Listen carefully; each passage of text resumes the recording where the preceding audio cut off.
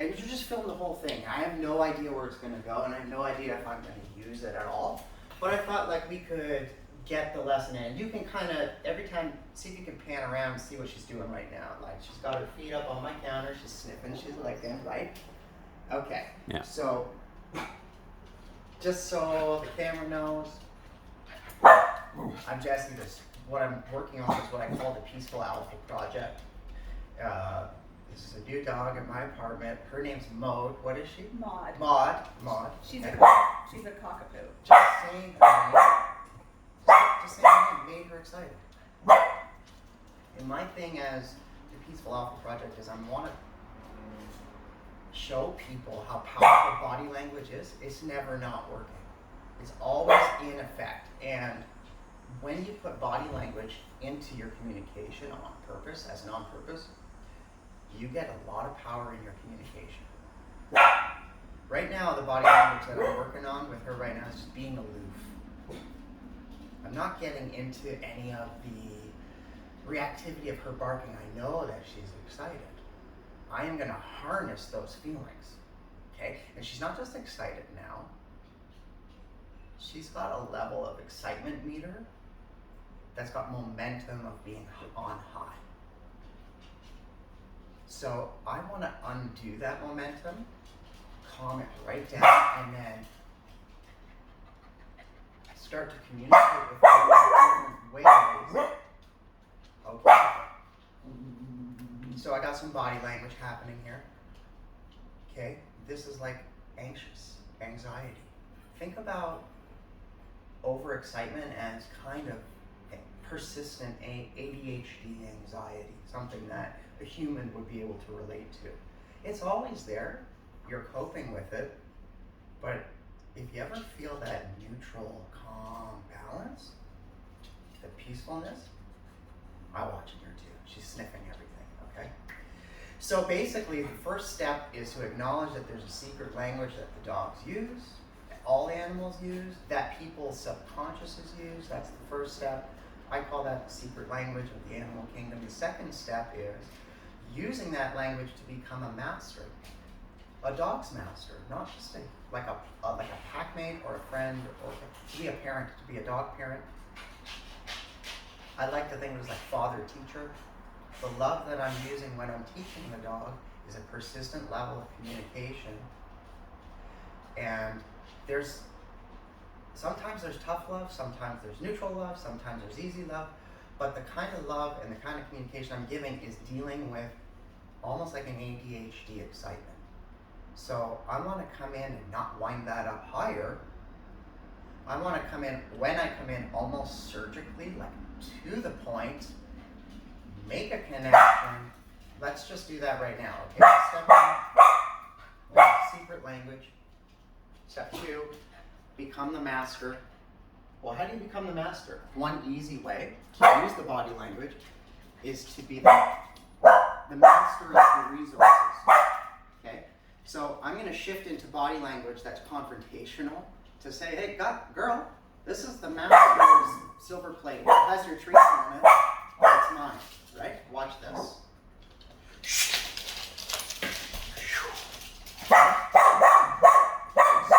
Catch her. See if you catch her. Okay. That's mine. Her nose. Whoa. Got that. Okay, so that was a little bit of a challenge. Something she's not used to. Something she's not used to having. See my body language? I'm watching it, watching her. So I'm just going to calm down. I know she's going to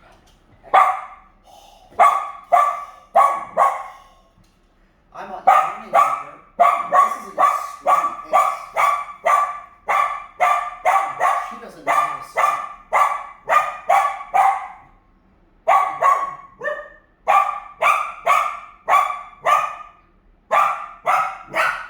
Most of the time, what I'm doing now, I'm showing her the experience of just small things, right? I'm going to get hands-on with her. She doesn't know what to do. It's intense. It's intense for us, right? It's intense for as the dog parent. No. Okay. Stop. Stop. Okay. Now I'm addressing her with the same body language that I'm addressing her there. Okay. It's just literally coming from contrast, from aloof into eye contact, into moving in. One time I told her stop, catch a picture of her. She's already in a sitting. Okay. And she's yawning. So now she's laying down. Now she's laying down and she's lip licking. Can you see all that? You can pan over here and catch that. Okay? And catch her there. Boom. Okay? So, now she's chin down, which is a full out surrender mode. Standing, sitting, laying. So it's like a neurotic energy explosion into standing, into sitting, into laying down, into chin down with lots of lip licks. The lip licks are the calming signal. Now we just got a big yawn. She got the comment. So now I got a much better dog. I set a limit. I enforced the limit. Now she's going into sitting down. I gave her a verbal praise when she put the chin down. It was a marker. You can sit down again. Yeah, you can sit down. Okay. Would you say now that I've got a little bit more control over the situation? Right?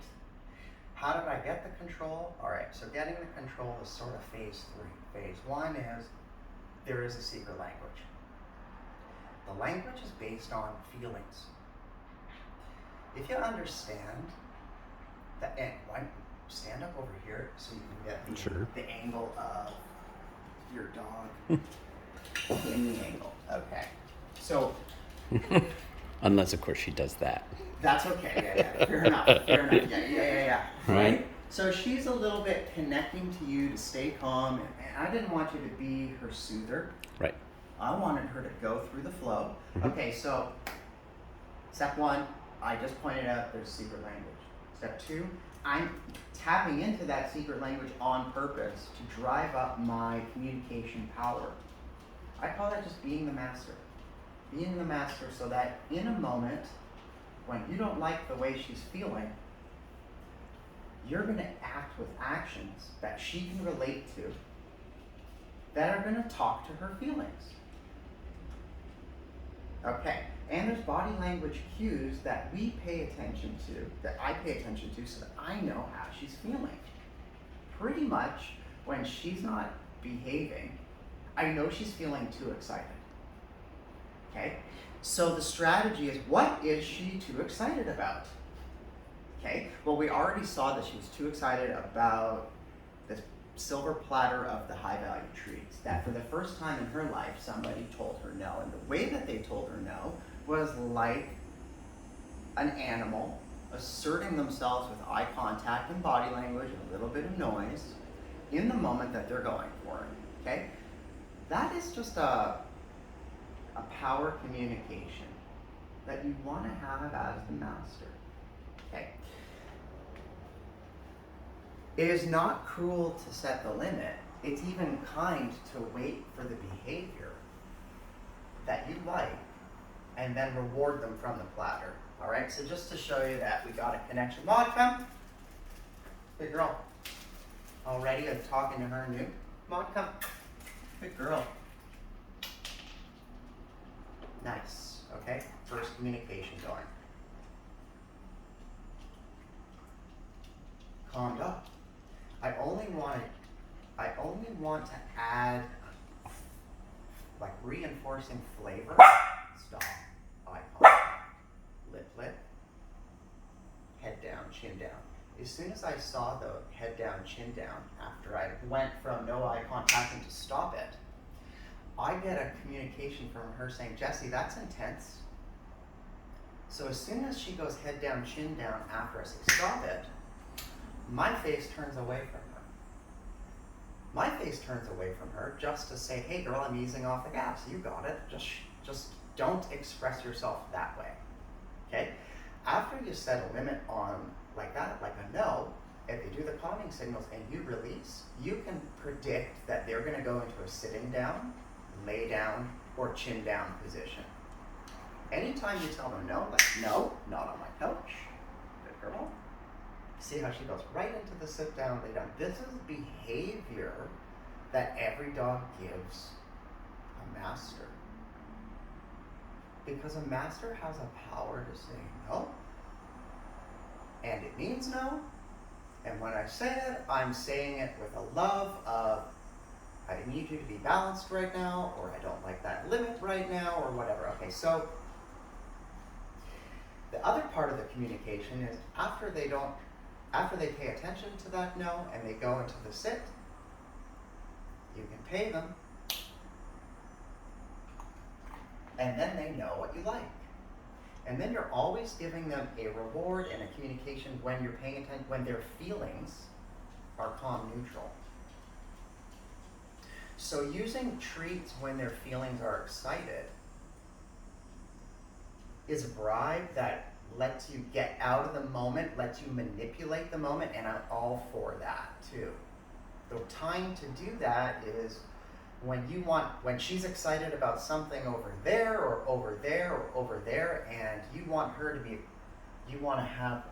harness it, bring her nose right into the treat, and then walk by whatever she's into, then give the command, hey, mode, sit. Boom, I like that. Here you go. So she's already behaving like a lady for me, like almost like a different kind of dog. Watch how I call her. Maud, come. Maud, come. Good girl. Right by my plate. No problem. Good girl. Good girl. When you want the dog to always come to you when you call them, say their name once, say the command once. As they're giving you the body language that they're coming to you, then you start the praise. When they get to you, have the treat right at their nose height so that they want to come to you all the time. Maud, come. Nice. After they come to you, give them a command. Maud, sit. Once they're in the sit command, this is a really versatile trick.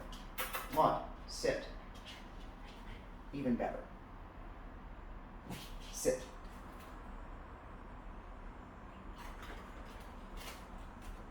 Mine. As I put it down, I look. When I look at her, she gives me the lip lick. When she gives me the lip lick, I take my eyes off her. I already trust her. Sometimes we hawk over top of them when we're scared that they're going to do something that we don't want them to do. And because we're doing that, we're communicating with our feelings, a feeling of worry or scared. Well, when the boss is feeling the feeling of worried or scared, of course, whatever the creature is, if they're excitable, they're not going to take that cue as a calm down. See how I got her in the lay down, chin down now for the first time? I love that behavior. Take 10 treats. Take them lying down. As I give them to you, I'm not giving to you super excited. So what I'm accomplishing from that stage of like that almost neurotic barking, feeling super excited, being placid about it, but then coming in sharp and setting a no, also putting something down on the ground, I basically demonstrated a mastery over the resources in the territory. Well, when you do that, the dog is under your command in your territory. It's a persistence state of being under command in your territory. It's a hack. You don't need to bribe them. Watch. Ah, come. Yes. Good girl. I don't even know this dog. Look how good she's being. Come. Good girl. Stop. Sit. Down. Boom. Good girl. And here you go. Okay? So I love this command, and I love talking to them in a way where it's like, yo, come, you've seen me walk my dog without the leash. That's because he's in a flow of being with the master. Being with the excitement. As I'm getting excited, as I'm talking about excitement, rippling into the air. The last time I got her to calm down, I just looked at her and yawned.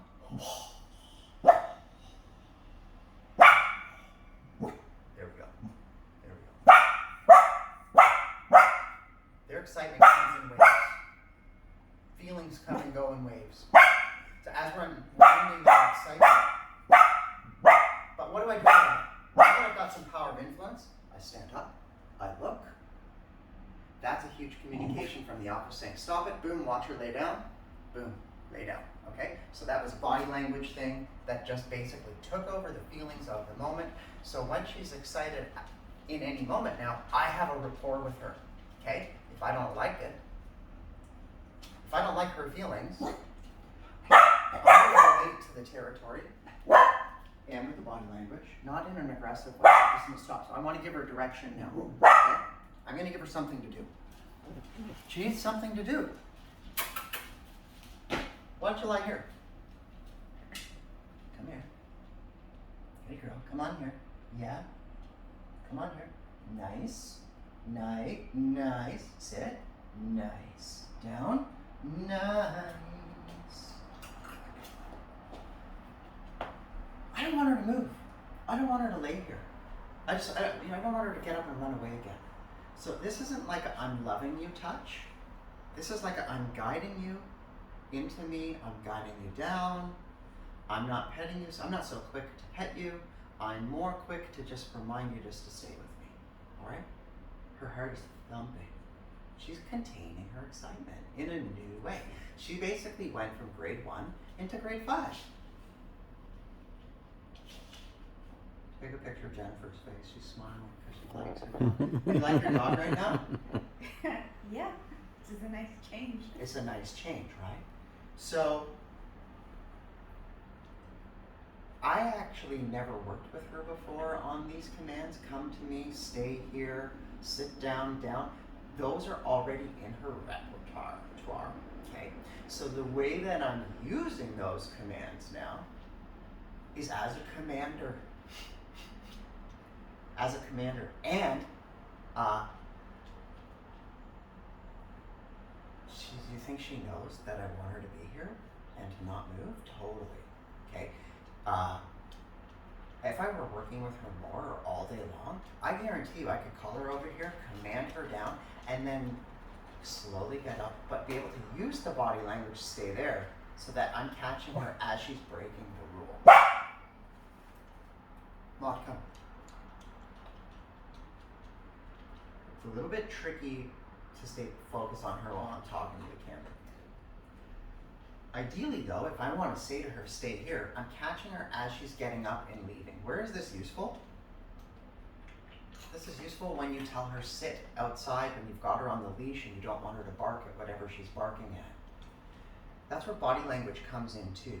If something is really, really tempting and exciting for you, your spirit guide, if they were in the physical form, they would say, whoa, that thing is really tempting for you. Let's move away from it. And in fact, why don't I block your vision from that magnet? So what I mean by that is something's drawing her focus. It's drawing her focus in. It could be this. I want to be in front of it. I want to, no, don't look at it. Don't look at it. That one didn't make sense. I can see that one didn't make sense. When you're with her on the I want her to shut up. So do we. Join the club. Well, I think if we use a real world example, she gets very hyper focused on other dogs that she can see, and it, distance doesn't necessarily mean anything, but she certainly gets more excitable as they get closer. Stop. Right. Okay. Good girl. Mm-hmm. All right. So when you're out on the street, I'm going to probably spoon feed her for a couple of minutes to unwind her down. Sit. Down. Nice. When you're out on the street and she's barking at something and you have her leashed, think of the metaphysics that's going on right there. That's fancy. Think of her brain. I'm restraining her here. I'm interacting with her. Rather than her being over there and barking and yipping, I'm just grounding her down now. Boom. Okay? When she's about barking, and I got my hand here, so I'm communicating now much more efficiently. Don't get up. I love this lay down position. This is the final stage of the sequence of the surrender. Standing, sitting, laying down, chin down. This has something to do, a hint, with what's happening in their mind and their feelings. It's easier to stay laying down when your feelings are relaxed. So where the body goes, the mind will follow. That's the technique. The technique is I'm gonna command you into the down or into the sit so that your mind can come down, so that your feelings can come down. That's the simple technique of the sequence of the surrendering. And to be praising the dog when they're going into the lay down, chin down, so that you're communicating with them, adding flavor. I like it when your brain shifts into that mode. That's a huge hint, okay? Outside, animals don't travel in a straight line at other animals. That action generates the feeling of, obviously, excitability, okay? Animals, when they want to communicate that animals off leash don't approach in a straight line, because just if you watch any of them, they are always approaching in a minimal angle to a maximum angle. The more maximum, the more etiquette the dog has.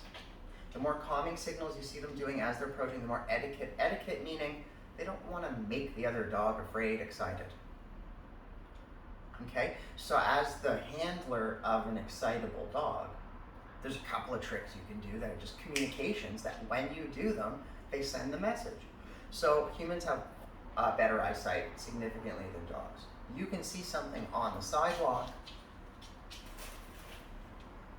You can see something here, it's just a refocuser. Just putting the scent here. When you see something on the sidewalk straight ahead of you, let's say 50 feet, your dog's not picking that up for 15 until it's 15 feet in. So if you make the action of, instead of walking straight at it, you start walking curve-shaped at it, 50 feet earlier now in the equation, you're communicating an approach that says asking the dog to be calm. You amplify that ask when you put your body on the inside. It's a vulnerability to walk past whatever they're going to be excited at and let the dog be in front of you. It's vulnerable because the dog won't be caring about you when it gets excited. You're fighting those feelings from behind. That's a weak alpha move. It just puts you in a place of reacting instead of being proactive. She wants to get up and explore. She wants to get up and explore. She wants to get up and explore. She wants to get up and explore. And when I let her get up and explore, she's going to start barking. Her energy wants to go back up. Okay? Another place you can kind of have power over them, right here. If they don't have a collar on, okay, look at this. What am I saying? I'm saying, just stay with me. Okay, boom. What am I saying? Good job. Whoa. Okay, so a boss parent would be able to put some limits on the behaviors that allow the dog to kind of go, okay, I'm getting there. When you start walking her with this way, you are undoing the chin down. See that?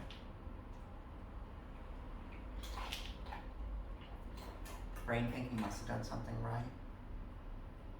Trainer taking hand off, going, okay, you got something right. Let's see where we go from here. Waves of excitement, energy, the momentum has the waves of it, so when you settle it down, it's okay that it gets excited again. The key thing is always acting from a place of peace and peacefulness yourself, which is tricky to do 24/7. That's why you want cheat codes. You want to exercise the dog vigorously in the morning. You want to, while you're exercising it, keep the dog in a state of thinking about new commands that are coming, the same basic ones that you already know. Come, sit down, boom. Come, sit down, boom. Come, sit down, boom. Stop, boom. Flowing past this object in an arc, boom. You're keeping the flow calm. Recognize that whenever you get frustrated, it's a massive communication that amplifies the excitement. Nice. Sit down, lay down, chin down. Hang it. Nice. Momentum. Taking the momentum calmer and calmer and calmer and calmer. So, I guess the strategy of being a peaceful alpha is totally about yourself.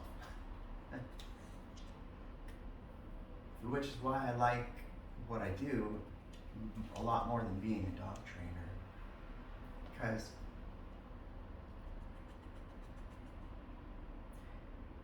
it pulls a piece out of us that's missing in all of our lives. Being assertive and setting a limit on one thing that's so fuzzy cute that makes us love it all the time is hard to do. With peacefulness in it. We can do it when we hit our limit, when we're frustrated. That's so easy. But when we're only doing it from that place, we're missing like 80% of the battle all the time. Chin down, lay down, love it. Alright, so we can stop rolling. We got some weird footage.